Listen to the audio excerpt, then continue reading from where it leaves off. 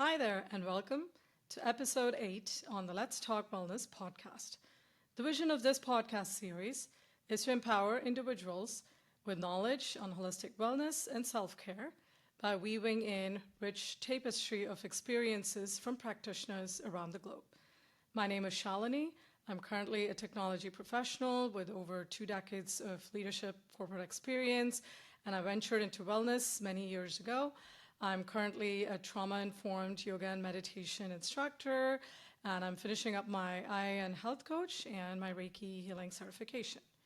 Today, I'm super excited to have my fourth guest speaker, Hamilton, and the topic today is From Combat to Calm, a veteran's journey to healing with sound and breath work.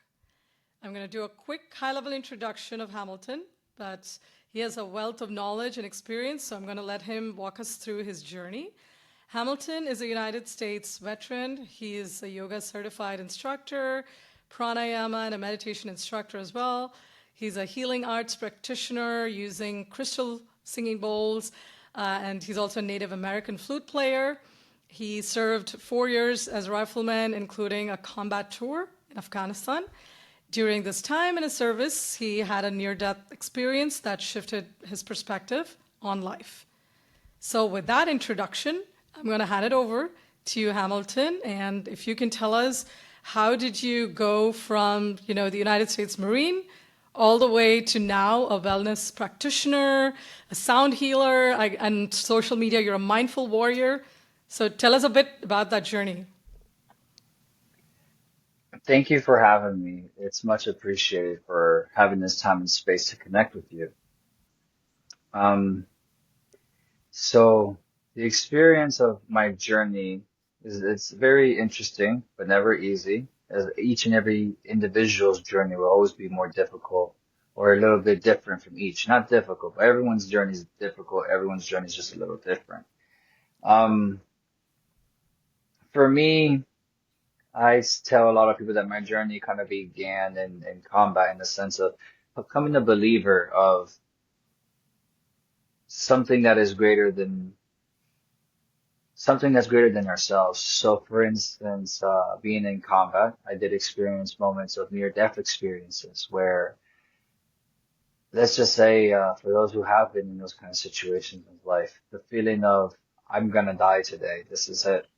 So, like the idea of like the ego death of letting go, um, an organic death ceremony, if you will. A part of me did die in the sense of like letting go of the old ways. The immature little child would, inside of me is asking for another day, but the mature person in me realizing that the reality is I can die right now, and I accept that. I accept that today I can't die. And so, through these experiences, um, and other encounters, which, I had spiritual experiences for myself. Something, not just myself, but many others can explain something happens in combat at times, especially when it's life and death situations, when we are in fight or flight. Unique things can happen, such as like people would talk about things slowing down or, hearing a voice or seeing things. For myself, I did experience such things that, were I don't want to say supernatural, but just just supernatural, otherworldly, tapping into energies, if you will, but certain frequencies, an organic frequency of something that was guiding me. You could call it the unseen hand, if you will. But things happened to me in combat that made me a believer that there's something great out there, and it's not just here in a fight or flight situation, and you can tap into that source, that energy, yeah, that energy, if that's the best way to explain it. Um, I want to say the healing journey of a warrior is never easy because to most that journey may be cut short due to the high percentage of veterans that commit suicide. I have lost many of my own friends to suicide, unfortunately, to the loss of the battle of the demons within.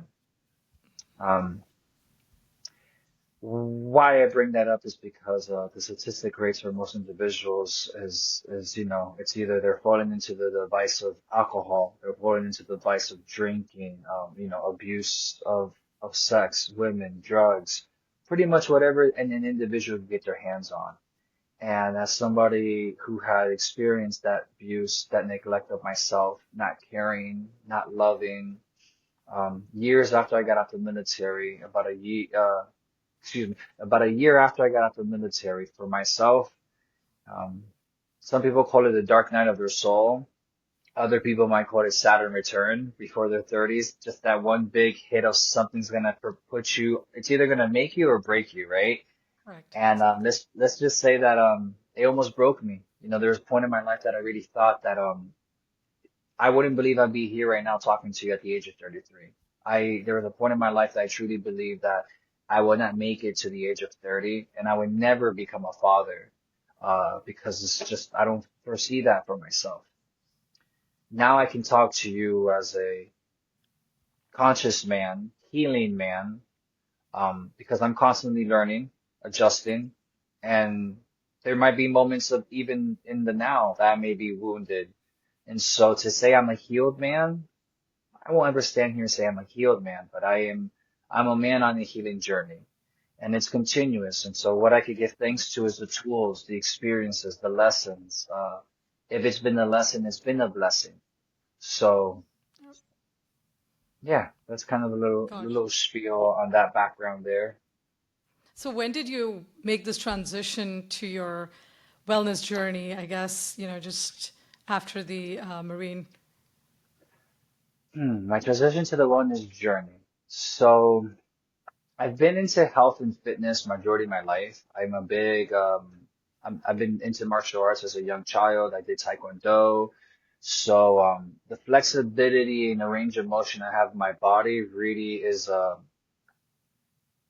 discipline of what was taught to me was never forgotten.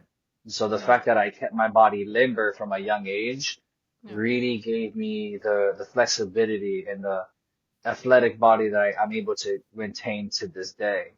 Um, and so in the military, I kept the practice of martial arts, of doing some type of yoga, but it was very physical, never deep and spiritual, right?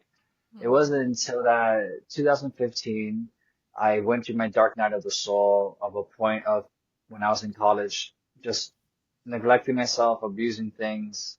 Let's just say that when basically put myself into the hole of basically how do I put it? I put myself in a position in life where other people will spend the time that they spent in the mental behavior facility after going through the things that I did and continue the regimen of following the prescriptions, following the what the white coat doctors are telling you is the right thing to do. But in my spirit, I didn't feel like I was living in my body anymore.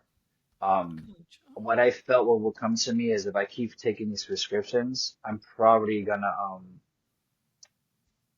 reach a point in my life that, like many of my friends, I might take my life. So between 2015 to 16, I committed to myself to wanting to reach a more in-depth spiritual practice. So I moved out of North Carolina, moved to New Jersey, and in my time being there, my sister recommended I should check out these spiritual shops in Montclair. Through checking out these crystal shops, connected to meeting a meditation group, to this meditation group and learning, the self, the things of that. I went to shamanic journeying. So I went to where an individual will play a drum. And these drumming sessions were creating a very visualization, an active meditation, if you will.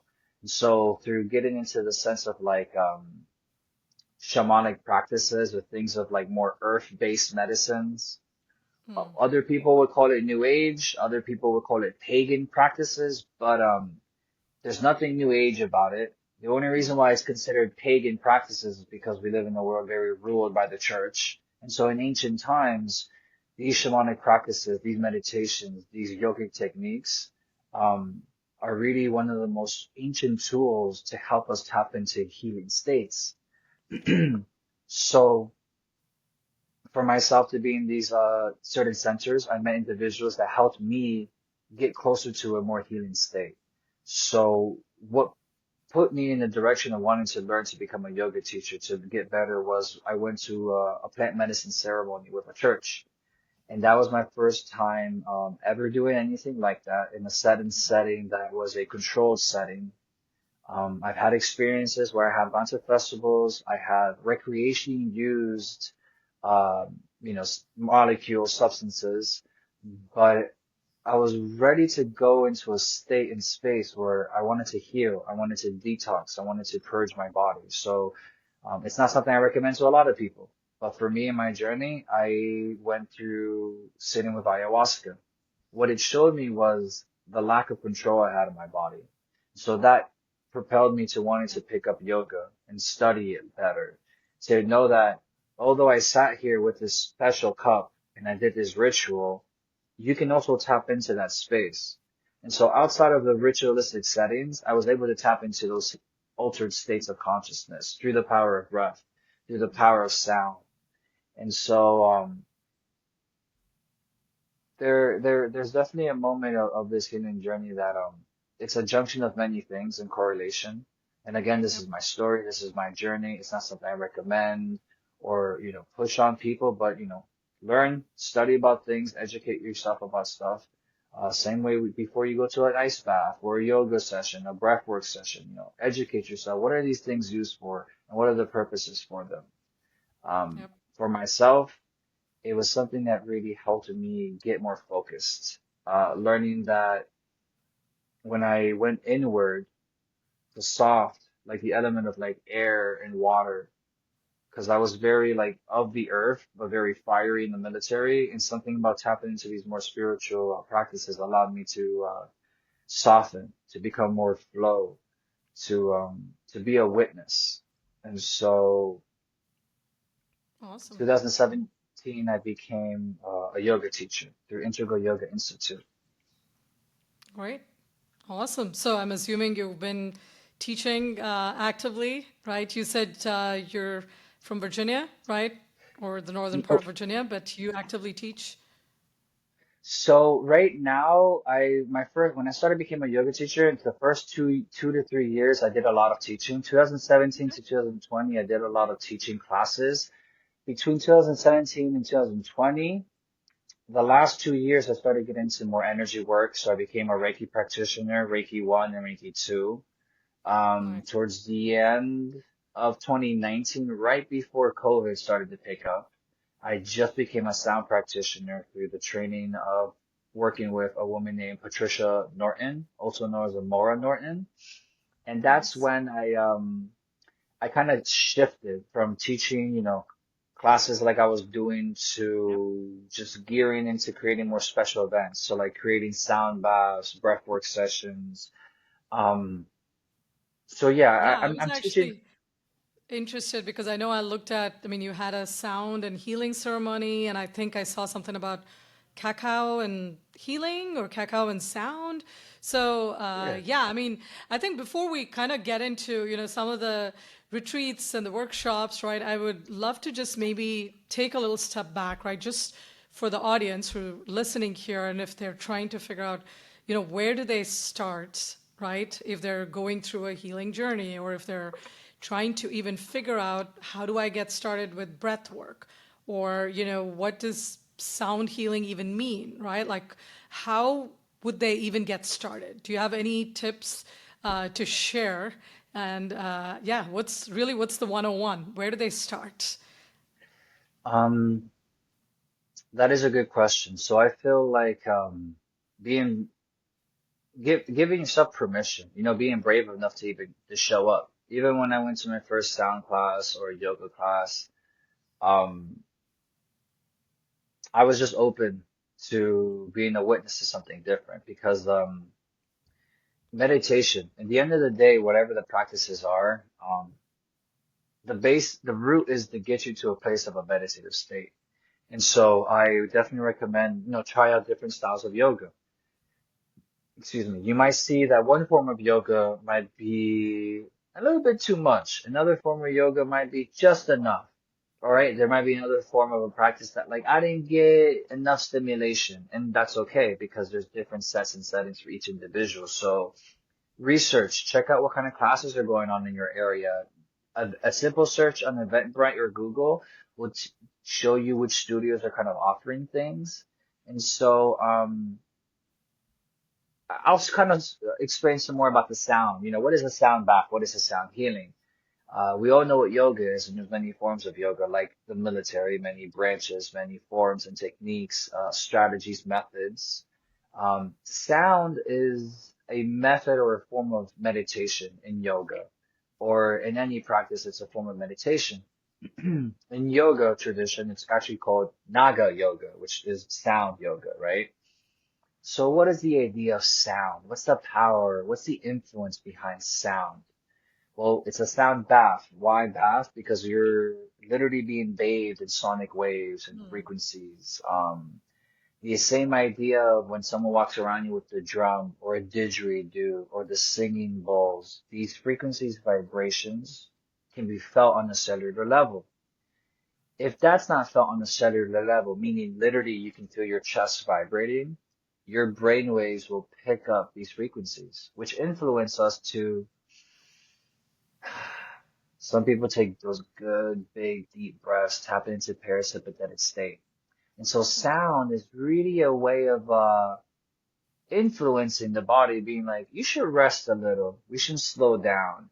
So Yeah. for people who have a lot of chatter in the mind, sound is a interesting way to experience a different type of practice. That's a great point because I was going to say, a lot of folks who ask me, they say, how do you even start with meditation? Because I can't even sit for 2 minutes because I have so many thoughts, right? And they're like, even if you tell me to focus on my breath in like a couple of minutes, I'm really lost because I'm already thinking about, oh my gosh, the next project I need to do, right? At home or at Right. work or so I guess really that's where I was going was, how to even get started with even calming the mind down to maybe let's say start to sit down for 5 minutes, right? I mean, of course it takes extended practice, right, to sit for longer than 5 minutes, but it seems like a lot of people even have trouble with just starting with 5 minutes. So would you Yes. recommend breath? Would you recommend sounds? Like, I guess I'm sure it works differently for different people, but I would love to hmm just maybe hear from your experience or teaching and working with folks, what have you kind of seen or experienced? What I what I get out of leading practice, like usually my sessions last from an hour or 2 hours depending the space. So whether it's like a cow circle, whatever healing circles I'm offering, it's just different themes and offerings that I'm bringing to as a service. The idea really is, although we're here for whatever time, an hour, 2 hours, take what you like and leave what you don't.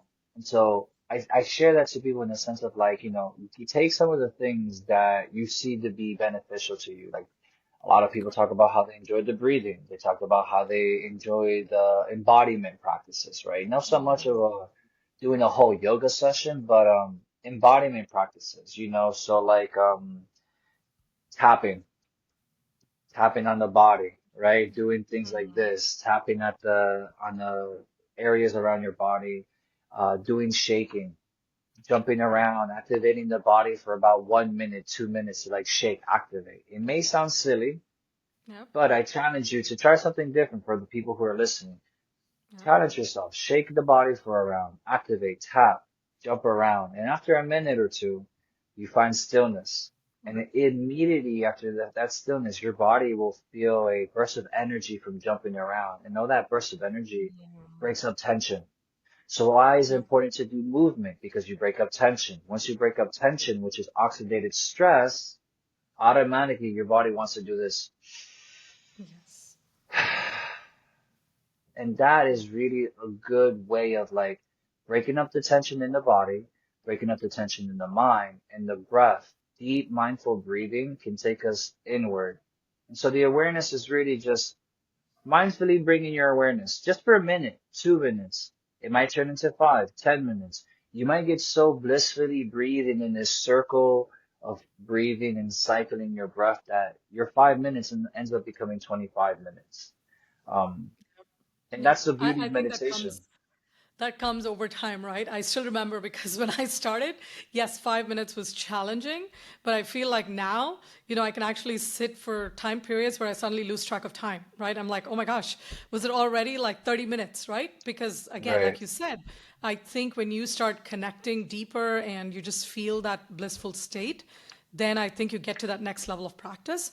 But I think I was trying to, just break this down for audience who've probably never done any breath work, right? How do they even kind of start? So I think these are some awesome tips. And, I mean, just reminded me because at work, we've had a couple of events where, the icebreaker is, hey, just stand up and just walk around or just shake your body, right? Because sometimes you just need to kind of bring your mental, like your mind space, I would say, just Yeah. back, and so it's awesome. You mentioned, I mean, tapping, just shaking the body, right? Just kind of getting to some space to even connect within. So I think, Yeah. yeah. That's awesome. Hmm. So I think now, I mean, just kind of going back to, again, you started with, the sound and the breath ceremony. Then there's, I think I noticed you have a cacao and a sound healing retreat or workshop, right? So I guess I don't know, how do they all connect? Like, what is cacao for people who don't know, or what's the significance or importance of it? So a lot of the things that I bring into the space also comes from a space of like hmm, let's see. It comes from the space of learning things in the way of I always take it back to like earth-based practices because at the end of the day we're all indigenous beings of this planet. It's not like one one group of people are more indigenous than the other group of people. Everyone comes from certain space, some place, Yep. some land, right? So I take a lot of pride into being a descendant of people from the Americas. My family comes from Colombia, from the mountains of Colombia, from South America. I'm 40% indigenous of the Americas. And so, uh, the practices that I bring with the sound, the didgeridoo, all these instruments, they're used as earth-based, frequencies to get us in tune to our heart. At the end of the day, it's bringing people out of their mind into the body to connect to the sacred heart, to the sacred heartbeat of the earth. So, what is the significance between the sound baths and let's say the cacao things that I offer? So the sound would be more like, let's get you out of your mind into your body, moving things, sleeping, resting. And the idea behind that is, frequencies, things like that. So with the idea behind drinking cacao is a practice that has been used in Mesoamerica. It dates back to pre-Columbian times. And so cacao is really a gentle way to warm our hearts up. They call it a heart opener. Cacao is Nice. used as a way, as a sacrament to basically connect to the earth. So cacao is a very beautiful plant medicine, as it's called. It's plants, it's medicine because everything that Yeah, comes from the earth is a medicine. And correct. so cacao is used, it's very popular now. So it's used in the sense of connecting to your heart, intentionally connecting to the earth, connecting to the theme of the evening might be, remembering your roots. So honoring your ancestors. It may be using cacao for a season of shift. So for instance, I just did a fall ceremony. And that retreat for the fall ceremony looked like us offering cacao as a way to commune to the point of season of why we're connecting. Awesome. No, that's great because I mean, I remember when I was doing my Reiki certification, we actually drank cacao, right? And she was talking about just the number of vitamins, the minerals, everything that's in it, and how nutritious, it is actually just having even that one cup with, I think she added a couple of drops of honey, but oh my God, that was probably the most unprocessed form of cacao that I'd actually had for the first time. And Yes. yeah, it tasted really good. So I guess, yeah, I can connect to what you're kind of talking about here. So one of the things with cacao and why I'm glad that you brought that up. It's raw, it's fermented, it's 100% organic. What is happening is it's the beautiful process of what is chocolate before it becomes this bar at a store, which is refined with sugar, burnt out of nutrition, so Exactly. micronutrients is Yep. completely depleted. And so cacao is Yep. actually higher in iron. There's nothing on the planet that has more iron than cacao. It has magnesium, potassium. It's a vasodilator. It opens up your heart. Yep. It has natural caffeine. It's a great replacement for coffee. It's Yep. very, very beneficial for the sacred divine feminine experiencing the moon cycle because chocolate is very popular during those times, but a cup of cacao it goes a long way. So fellas, to all my friends, to all my relatives, when you're being supported with a divine partner, having cacao that week is a really good medicine to have for the body. It's replenishing the loss in the body. Yep. So it's Yep. really good That's medicine awesome. I to mean, connect with. do you recommend do you recommend any specific like a organic unprocessed kind of brand that folks could probably order off online or order from, I'm not sure if you know of any So local places. I'll give a shout out to one people that I know because there's a lot of like big marketing brands, Yep. Yep. But one of the groups that I've been working with is a group on Instagram called Silver Moon Chocolates. They're based out of Asheville, North Carolina, and they make a really beautiful blend of bars of the cacao that you can cut to make at your home. It's a blend of Ecuadorian and Peruvian cacao, so it's very rich and Wow. yummy. So it's called Ash Silver Moon. It's at Silver Moon Chocolate on Oh, Instagram. That's how you can find them. If you okay. Google Nice. Silver Moon Chocolate, Okay. Asheville, North Carolina, they'll pop up. There's a website, Awesome. and they're really amazing people. They're a nice family that have been working with cacao. They actually offer something that's called Chocolate Church. So they Wow. play songs and they offer, a nice communal cup of cacao for everybody to like open the heart and sing songs. Awesome. Yeah, no, that's great. I think now I need to go check it out because, like I said, I had it a few weeks ago when I was doing the Reiki training and she offered it. And I was like, oh, wow, I've never tasted this unprocessed actual form of cacao and it felt really good. So awesome. Hey, I know, we've almost come to the end of the session, but this was super helpful. And I'm sure, I noticed you had another post about releasing trauma from the body, but I feel like that may completely be another podcast on its own Sure. to talk about, what that actually even means, because I know it's a deeper concept than Hmm. just a quick, few minute discussion, right? Sure. Because I'm sure trauma means different things, right, to different people and their own unique experiences. So, but I think for now, this was just great hearing a lot of different advice and tips from you. And I wanted to just, end this conversation by saying, is there anything you want to share with the audience, just in summary, on how they even get started with their healing journey? If they've never done any breath work or any sound work, what advice would you leave them with? Well, the advice I leave is always follow your heart. Always follow your heart and be brave enough to try new things. And it could be as simple as starting at home. Finding a YouTube video or going to a class somewhere in the area and just starting to just begin the conversation. So the fact that said individual is here listening, the conversation is starting, being intrigued of self-exploration and discovering self-care, self-love. Through that journey, things will become easier and brighter. So remember, take it day by day, step by step, and breath by breath. Yeah, no, that's awesome. So essentially a growth mindset, right? I mean, just be open to ideas, be open to exploring yourself. So Mhm. awesome. Hey, Hamilton, is there, if folks want to actually reach out to you, what's your Instagram, following? I'm sure there are links in the bio, but do you want to share your Instagram channel? Yes, thank you.